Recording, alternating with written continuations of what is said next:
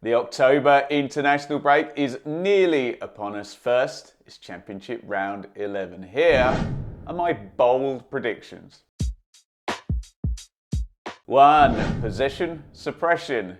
Here is some affirmation for those people that believe possession is the key to controlling a football match. In the Championship, the three sides currently at the bottom of the possession table are also the three sides currently at the bottom of the league table. That'd be QPR, 37.5%, Rotherham, 36.5%, and Sheffield Wednesday with an average of 36.3% possession. They are also the only three sides with less than 40% of the ball in the 10 rounds we've done so far. Before they get some wins, they've got to get the ball first. Any chance of that changing this week? Well, I'm least confident about Rotherham. They are off to Southampton.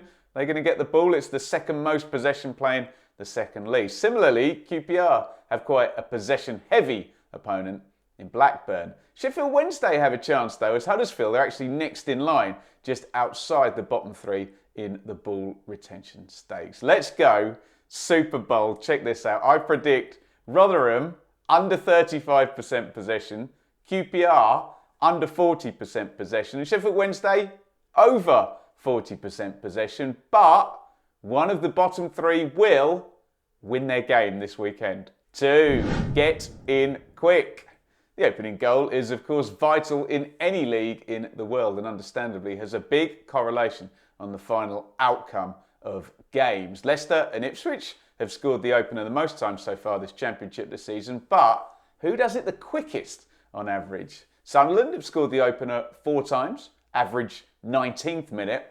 Plymouth have also done it 4 times, 1 minute quicker. Well done, Argyle, average 18th minute. Take a bow though, Swansea, who've scored the opener 6 times, on average within 17 minutes. You'll be pleased to hear then that our top 2 fast starters, Plymouth and Swansea, of course they do. They play each other, while Sunderland are the definition of an early bird in more ways than one. They're in the 12:30 kickoff against Borough on Saturday. Now, given the outcomes of both these games are pretty hard to call, let's boldly bank on early goals instead and say at least 4 first half goals combined in Sunderland v Borough and Plymouth v Swansea. 3. Inside and out.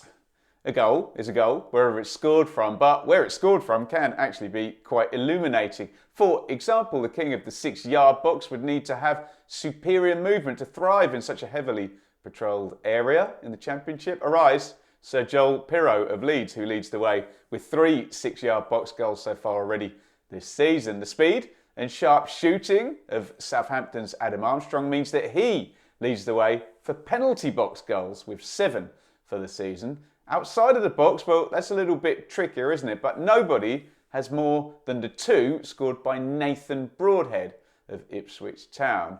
What are those 3 up to then this weekend? Well, Pirro is with Leeds at Ellen Road as they take on Bristol City. We already mentioned Adam Armstrong's Saints hosting Rotherham. Broadhead's Ipswich are at home to Preston, although the Welshman did not feature at all in the midweek win over Hull. Let's try and be bold then and predict 7 or more points for Leeds, Southampton and Ipswich this weekend, plus 1 of Pirro, Armstrong or Broadhead to score from the area of the pitch they specialise in. 4. Down the middle.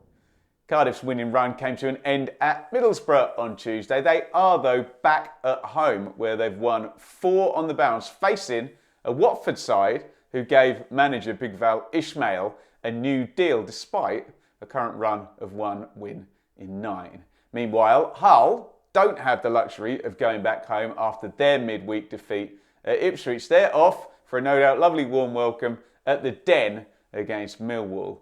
Given it's a struggle to call these, I'm drawn, if you'll excuse the pun, to the draw double. It is 10-1 for 2 draws and everyone to head into the international break without an unwanted L added to the column. Let's go for it. Cardiff v Watford, Millwall v Hull, both to end level. 5. 9-point week.